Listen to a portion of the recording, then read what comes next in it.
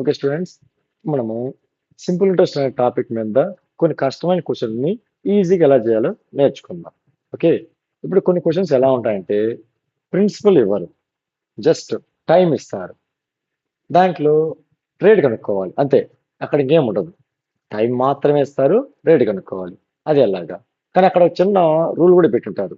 ఆ రూల్ ఏంటంటే ఇప్పుడు మనకు కొంత ప్రిన్సిపల్ ఇవ్వరు, జస్ట్ ప్రిన్సిపల్ ప్రిన్సిపల్ అనేది టైం ఒక 5 ఇయర్స్కి. టైం అంటే 5 ఇయర్సేగా, అంటే మీన్ టైం అంటే ఇయర్స్ లో ఉంటుందిగా. అలాగా 5 ఇయర్స్ అని చెప్పాను, జస్ట్ ఎగ్జాంపుల్ మాత్రమే ఇది. నాట్ ష్యూర్, ఎందుకంటే ఒక్కో క్వశ్చన్ లో ఒక్కో రకంగా ఉంటుంది కాబట్టి. అయితే రేట్ మాత్రం మనల్ని ఫైండ్ చేయమంటారు. కానీ అక్కడ రూల్ చెప్పారు కదా, ఆ రూల్ ఏమిటంటే ఆ అమౌంట్ వచ్చేసి ఈ 5 ఇయర్స్ లో ఒక 3 టైమ్స్, ఐ మీన్ ప్రిన్సిపల్ కి 3 టైమ్స్ అయింది. అయితే రేట్ ఫైండ్ చేయండి అని అడుగుతారు. అంటే ప్రిన్సిపల్ అంతా ఇవ్వరు, టైం మాత్రమే ఇస్తారు, రేట్ కనుక్కోమంటారు. రూల్ ఏంటి? అమౌంట్ ఏమో 3 టైమ్స్ కావాలి ప్రిన్సిపల్ కి. అది ఎట్లా అనేది మన question.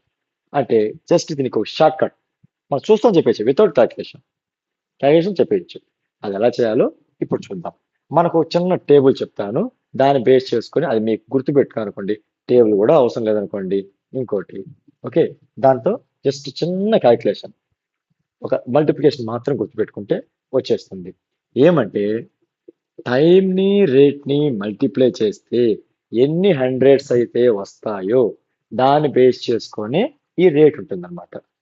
Okay, for example time rate multiply చేస్తే 100 వచ్చింది అనుకోండి, అప్పుడు ఆ ప్రిన్సిపల్ కాస్త డబల్ అవుతుంది.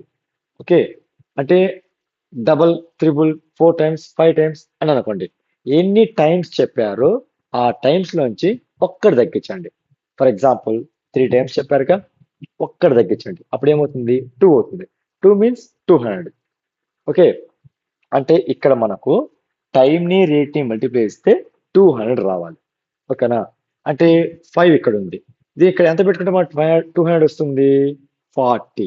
అంటే రేట్ ఆఫ్ ఇంట్రెస్ట్ ఈస్ 40%. అంతే. ఒకవేళ అమౌంట్ 5 టైమ్స్ కావాలి, ఎంత కావాలి? 5 టైమ్స్. ఇక్కడ 5 టైమ్స్ కావాలంటే మనం ఏం తీసుకోవాలి? ఒక్కటి తగ్గించుకోవాలి. ఎన్ని టైమ్స్ కావాలో దాంట్లో ఒక్కటి తగ్గించుకొని అన్ని హండ్రెడ్స్ రావాలి. ఏం చేస్తే? వాళ్ళు ఇచ్చిన టైంని మనకు కావాల్సిన రేట్ని మల్టిప్లై చేస్తే ఒక 1 తగ్గించేంత హండ్రెడ్స్ రావాలి. ఓకే, అంటే ఫర్ ఎగ్జాంపుల్ ఒకవేళ 6 టైమ్స్ కావాలి, అప్పుడు మనం ఏమనుకోవాలి? 500 రావాలి. ఎవరు మల్టిప్లై చేస్తే? టైంని రేట్ని మల్టిప్లై చేస్తే 500 రావాలి. ఆల్రెడీ 5 ఆల్రెడీ ఉంది. ఓకే, టైం వచ్చేసి 5. ఇంకా మనం ఏం పెట్టుకోవాలి? ఇక్కడ 100 పెట్టుకుంటే 500 వచ్చేసింది. అప్పుడు రేట్ ఆఫ్ ఇంట్రెస్ట్ వచ్చేసి 100%. ఒకవేళ డబల్ కావాలి, డబల్ అంటే ఏమని? 2 టైమ్స్. అమౌంట్ వచ్చేసి డబల్ కావాలంటే 2 టైమ్స్.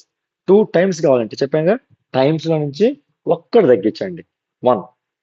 2 టైమ్స్ లో 1 తగ్గిస్తే 1గా, ఆ 1 ఎవరు? 100. ఎన్ని టైమ్స్ కావాలో దాంట్లోంచి ఒక్కటి తగ్గించి అన్ని హండ్రెడ్స్ అనుకోవాలి. ఇక్కడ 2 టైమ్స్ కాబట్టి 2 టైమ్స్ కి 1 తగ్గిస్తే 100.